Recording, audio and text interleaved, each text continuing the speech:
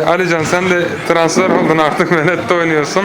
Ekmanen yenleri bıraktın, neler söyleyeceksin? Sen de Ben de başla. aslında mutluyum. Ekmen'in yenilerde mutlu hiç olamadım. Kendi aslıma döndüm. Takım arkadaşlarıma ayağına sağlık. Galibiyetle başladık.